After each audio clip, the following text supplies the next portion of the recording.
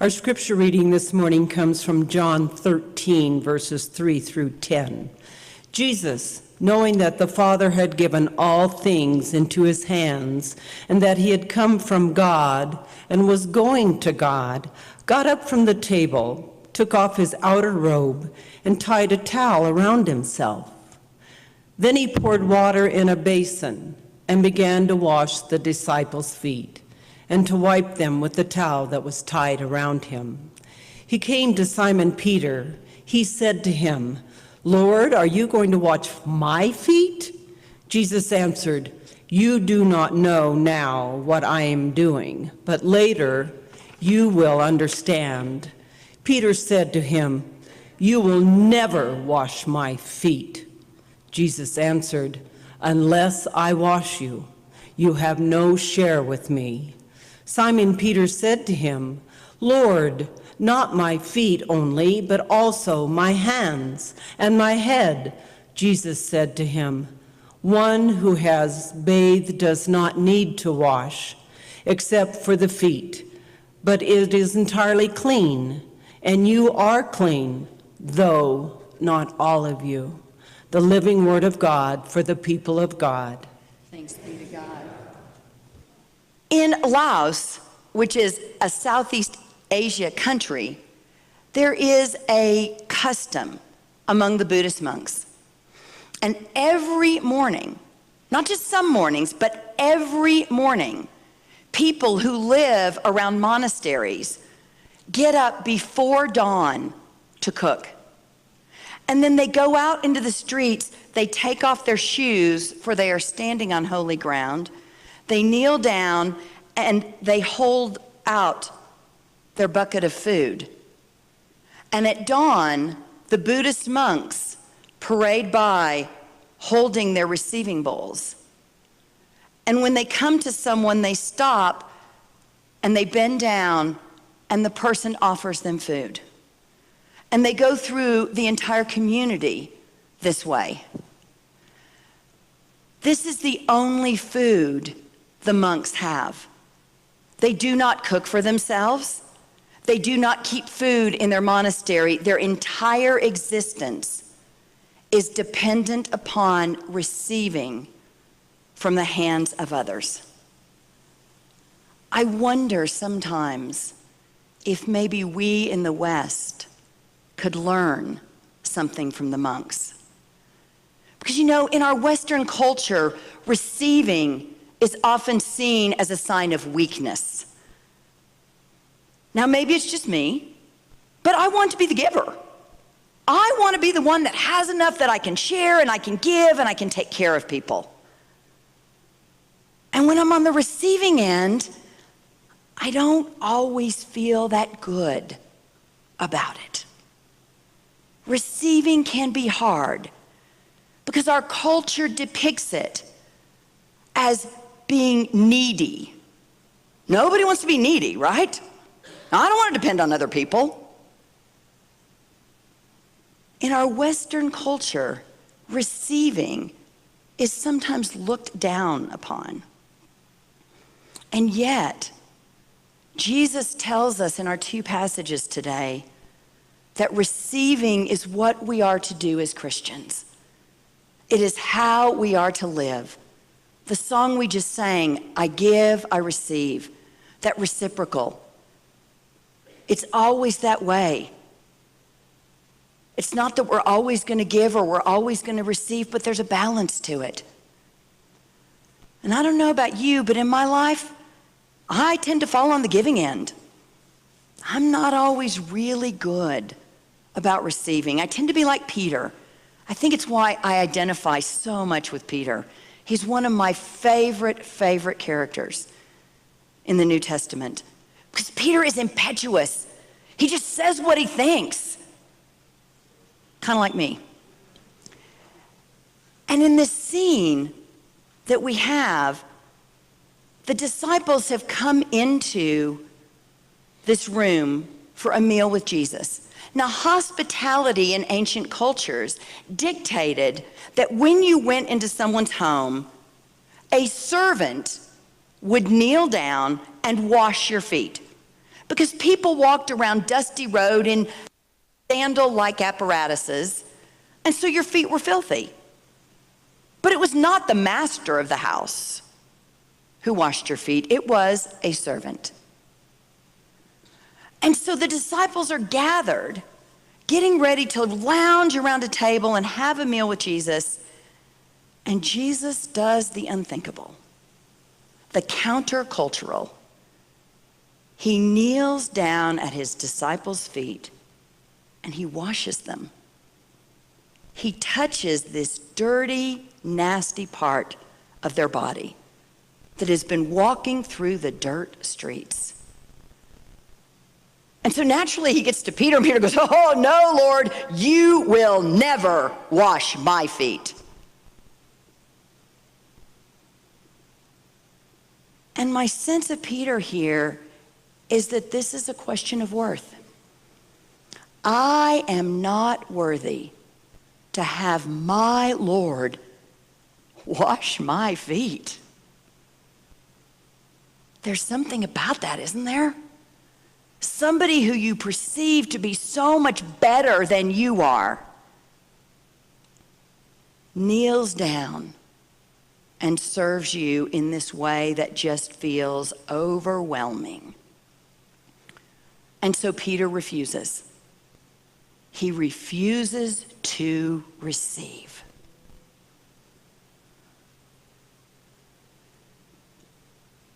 I had a friend named Lisa.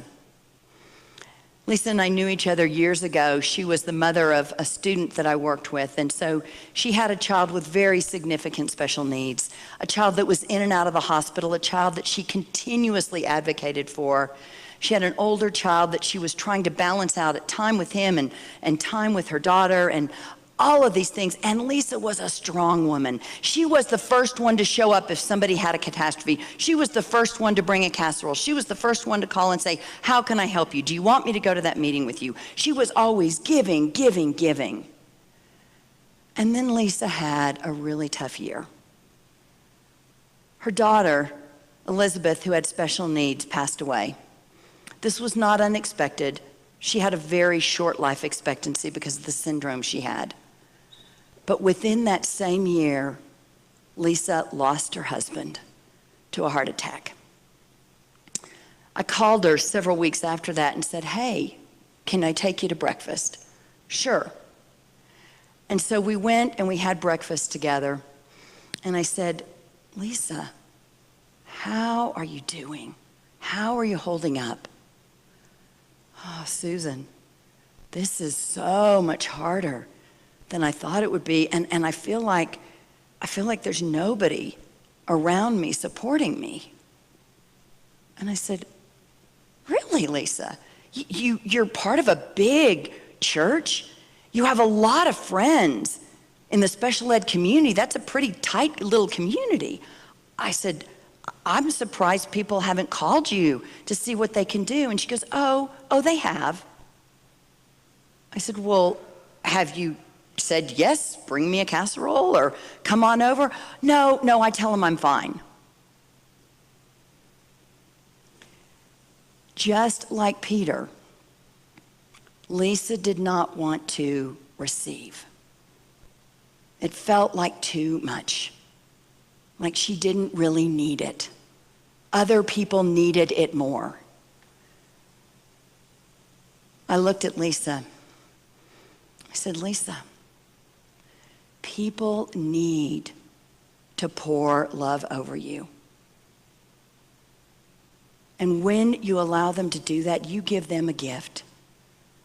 Because right now, people's hearts are breaking because you just lost a daughter and a husband, and they cannot even comprehend the pain of that.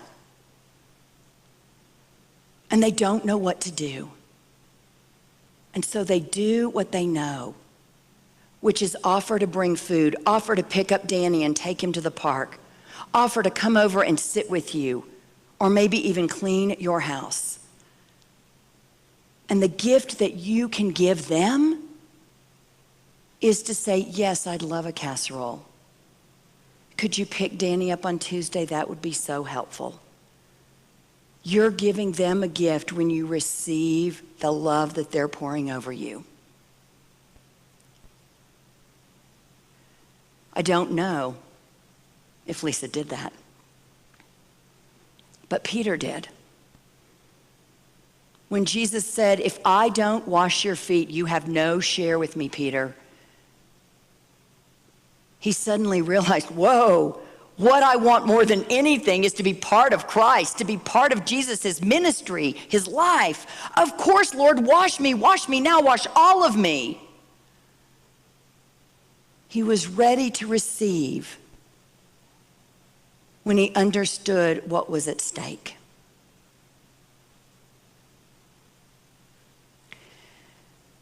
Receiving can be challenging because in our Western culture, we've put this stigma on receiving. And yet, think about when someone you know and love is hurting. What do you want to do? You want to give to them. That's what we do. And so the gift that we can give is receiving. It's also part of what Jesus taught us. Jesus was countercultural. Jesus hung out with people that no one else would talk to. Jesus forgave people. Jesus said, love your enemies and turn the other cheek. In the story about Martha and Mary, it's a story that always is hard for me because I will admit I am Martha. I want to get it done. I'm going to bustle around. I mean, if Jesus shows up at my house, you can be sure that man is getting fed.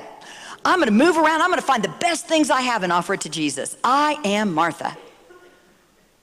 And so I read this passage and I hear Jesus say, Mary has chosen the better part.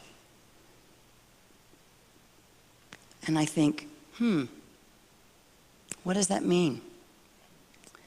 Because when I think about Mary and Martha, Jesus comes into the home and Mary sits at his feet, receiving everything he is offering, receiving the love of God that he speaks of, receiving the wisdom, receiving the connection. And Mary makes sure that everybody gets fed. And it isn't until Martha does, it isn't until Martha says, Lord, aren't you going to make my sister help me? That Jesus actually says, no, Martha, I'm not. Because Mary has chosen the better part. Now this speaks to, I think, the big tension in my life is, am I willing to sit and receive and trust in my own worthiness? Because sitting and receiving means I don't have to prove anything. Or am I going to be Martha? And am I going to run around like a chicken with my head cut off? Because I did it recently. I remember this. And prove that I am worthy. That's the tension. Can we believe we're worthy enough to receive? Even if others around us are not. Some of you may know Margaret Gillikin. She is a clergy person in this conference. Margaret went into ministry, probably 10, 12 years ago or something. And when she went into ministry, she was appointed to a church that was 2 hours away from her seminary. And Margaret relied on public transportation. And she told her best friend, she said, wow, I don't know what I'm going to do. I don't know if I need to tell the bishop I can't take this appointment or what I should do because I don't have a car. And her friend thought, I bet that there are enough of us who love Margaret Gillikin that we can make sure Margaret has a car. And so her friend went to all of the congregation of Littleton United Methodist Church, which is the church that sent Margaret into ministry, and explained Margaret's dilemma. And that congregation jumped to give a gift to Margaret. One of the men in the congregation, who was quite elderly, had just received an inheritance from his mother who had just died, and he said, I'm going to put that into Margaret's car fund. And other people stepped forward, and pretty soon Margaret had enough, not for a down payment, but to buy a used car outright that left her with no debt. Margaret was overwhelmed by the generosity of all of these people who had given so sacrificially. And she said this about the gift: since then, I've been paying it forward in substantial lumps that feel sacrificial as often as possible. This is my I believe in you and support your future investment strategy. Margaret received the grace that was offered her. Margaret chose the better part.